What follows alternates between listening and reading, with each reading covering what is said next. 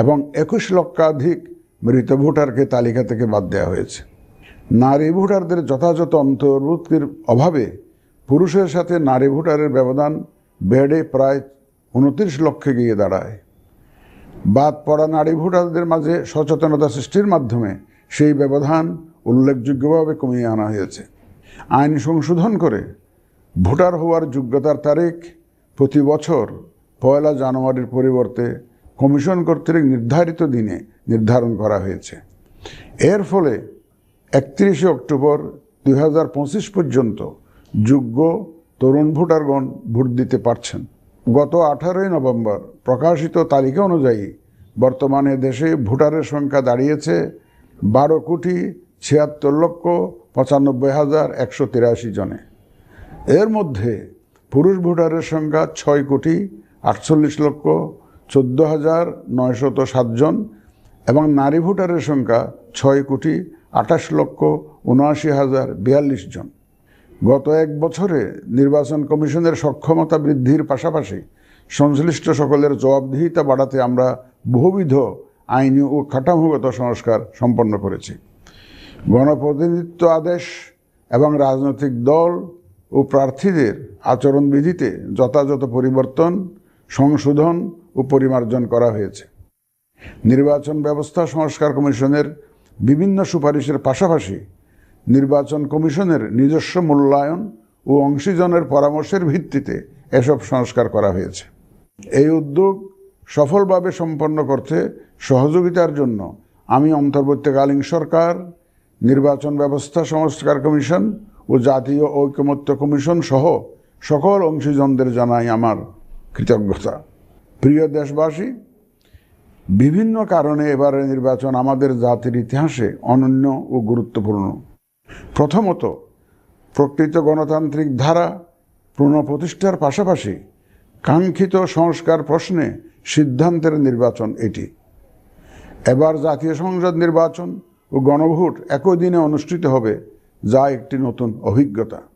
দ্বিতীয়ত, সংশ্লিষ্ট সকল রাষ্ট্রীয় ও গণতান্ত্রিক প্রতিষ্ঠানের জন্য এই নির্বাচন হচ্ছে সক্ষমতা প্রমাণ করে ভাবমূর্তি পুনরুদ্ধারের অনন্য সুযোগ।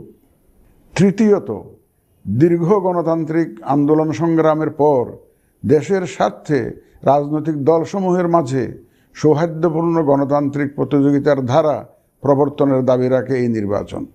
চতুর্থত, প্রায় অকার্যকর পোস্টাল ভোট ব্যবস্থাকে পরিমার্জন করে এই নির্বাচনে একটি কার্যকরী রূপ দেয়া হচ্ছে।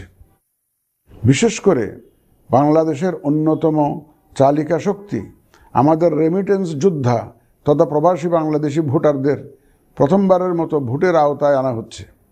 একইভাবে প্রথমবারের মতো ভোটের আওতায় আসছেন আইনি হেফাজতে থাকা ভোটারগণ।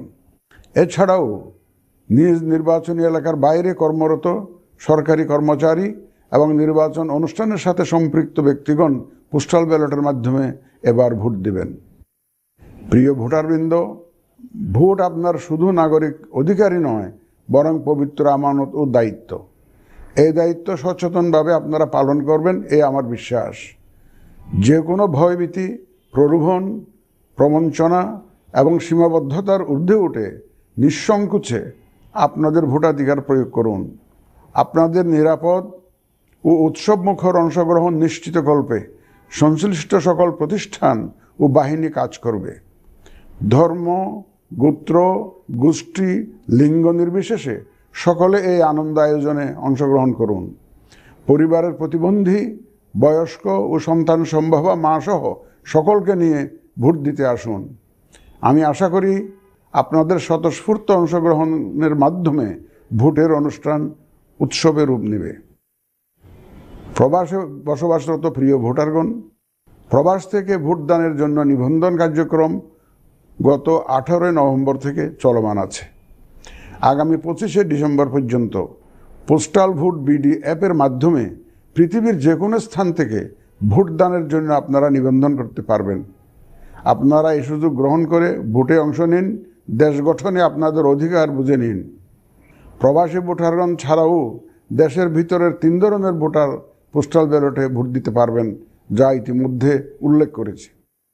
প্রবাসী ভোটারগণের পাশাপাশি এই 3 ধরনের ভোটারগণ আগামীকাল থেকে শুরু করে আগামী 25শে ডিসেম্বর 2025 পর্যন্ত পোস্টাল ভোট বিডি অ্যাপের মাধ্যমে এবং নির্ধারিত পদ্ধতিতে পোস্টাল ভোটের জন্য নিবন্ধন করতে পারবেন। ব্যক্তি ভোটার ও প্রতিষ্ঠানসমূহের প্রতি আমার আহ্বান, আসুন আমরা আমাদের ভোটাধিকার নিশ্চিত করি এবং ভোটে অংশ নেই। প্রিয় দেশবাসী, বর্তমান সময়ে সামাজিক যোগাযোগ মাধ্যমে বিভিন্ন বিভ্রান্তিমূলক তথ্য ছড়ানো হয়ে থাকে। বিশেষ করে কৃত্রিম বুদ্ধিমত্তা ব্যবহার করে অসত্য তথ্য ও অপতথ্যের বিস্তার দিনকে দিন বেড়ে চলেছে। প্রতিপক্ষ দল ও প্রার্থীকে হেয় করার পাশাপাশি নারীদের প্রতি বিদ্বেষমূলক প্রচারণা আমাদের ঐতিহ্যকে ক্ষুণ্ণ করে এবং নির্বাচনকে কলুষিত করে। দেশের প্রচলিত আইন অনুযায়ী এসব রোধে প্রয়োজনীয় ব্যবস্থা গ্রহণ করা হবে। আপনাদের প্রতি আমার বিশেষ অনুরোধ, অসত্য এবং অসৎ উদ্দেশ্যে প্রচারিত কোনো তথ্যে কান দিবেন না, গ্রহণ করবেন না। মনে রাখবেন, অসত্য তথ্য শেয়ার করাও শাস্তিযোগ্য অপরাধ। আমি এবার নির্বাচনে অংশগ্রহণে ইচ্ছুক প্রার্থী এবং দলসমূহের প্রতি দু একটি কথা বলতে চাই। আসুন আমরা আচরণবিধি মেনে একটি শান্তিপূর্ণ ও উৎসবমুখর নির্বাচন নিশ্চিত করি। শান্তিপূর্ণ সহাবস্থান এবং পারস্পরিক শ্রদ্ধা নিশ্চিত করে ভোটারদের বিশ্বাস ও আস্থা অর্জনই হোক আপনাদের লক্ষ্য। নির্বাচনে দায়িত্ব পালনকারী প্রিয় সহকর্মীবৃন্দ, নির্বাচন কমিশন স্বচ্ছতা, নিরপেক্ষতা এবং দৃঢ়তার সাথে দায়িত্ব পালনে বদ্ধপরিকর। কমিশনের অংশ হিসাবে আপনারা নির্ভয়ে সততা ও নিরপেক্ষতার সাথে দায়িত্ব পালন করবেন। মনে রাখবেন, এ ব্যাপারে কোনো শিথিলতা বা গাফিলতি সহ্য করা হবে না। একটি সুন্দর ও গ্রহণযোগ্য নির্বাচন অনুষ্ঠানে সংবাদ মাধ্যম ও পর্যবেক্ষক সংস্থার সহকর্মীদের ভূমিকা অপরিসীম। আপনারা স্বাধীনভাবে সর্বোচ্চ পেশাদারিত্ব, নিরপেক্ষতা ও বস্তুনিষ্ঠতার সাথে আপনাদের দায়িত্ব পালন করবেন, এটিই আমাদের প্রত্যাশা। প্রিয় দেশবাসী, আমি এই পর্যায়ে নির্বাচনী তফসিল তথা নির্বাচন সংক্রান্ত সময়সূচি ঘোষণা করছি। আগামী 2026 সালের ফেব্রুয়ারি মাসের 12 তারিখ রোজ বৃহস্পতিবার 300 আসনে ত্রয়োদশ জাতীয় সংসদ সাধারণ নির্বাচন এবং একই সাথে জুলাই জাতীয় সনদ সংবিধান সংস্কার বাস্তবায়ন আদেশ 2025-এর উপর গণভোট অনুষ্ঠিত হবে। ত্রয়োদশ জাতীয় সংসদ নির্বাচনের জন্য মনোনয়নপত্র দাখিলের শেষ তারিখ আগামী 29শে ডিসেম্বর 2025 রোজ সোমবার। মনোনয়নপত্র বাছাই হবে আগামী 30শে ডিসেম্বর 2025 রোজ মঙ্গলবার হতে 4 জানুয়ারি 2026 রোজ রবিবার পর্যন্ত। রিটার্নিং অফিসারের আদেশের বিরুদ্ধে কমিশনে আপিল দায়েরের শেষ তারিখ 11 জানুয়ারি 2026 রোজ রবিবার। কমিশনে দায়েরকৃত আপিল নিষ্পত্তির তারিখ 12 জানুয়ারি 2026 রোজ সোমবার থেকে 18 জানুয়ারি 2026 রোজ রবিবার পর্যন্ত।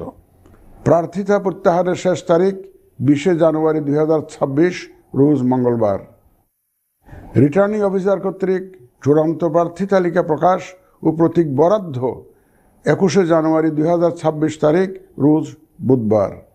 নির্বাচনী প্রচারণা চলবে 22 জানুয়ারি 2026 রোজ বৃহস্পতিবার হতে ভোট গ্রহণ শুরুর 48 ঘন্টা আগ পর্যন্ত তথা আগামী 10 ফেব্রুয়ারি 2026 রোজ মঙ্গলবার সকাল 7:30 পর্যন্ত। ভোট গ্রহণ হবে 2026 সালের ফেব্রুয়ারি মাসের 12 তারিখ রোজ বৃহস্পতিবার। নির্বাচন প্রক্রিয়ায় সকল রাজনৈতিক দল ও প্রতিদ্বন্দ্বী প্রার্থী সহ ভোটারদের আন্তরিক অংশগ্রহণ ও সক্রিয় সহযোগিতা কামনা করছি। সকলের প্রতি আমার আহ্বান, আসন্ন ত্রয়োদশ জাতীয় সংসদ নির্বাচন ও গণভোট সফল করে আমাদের গণতান্ত্রিক অগ্রযাত্রায় ঐতিহাসিক ভূমিকা রাখুন। মহান আল্লাহ আমাদের সহায় হন।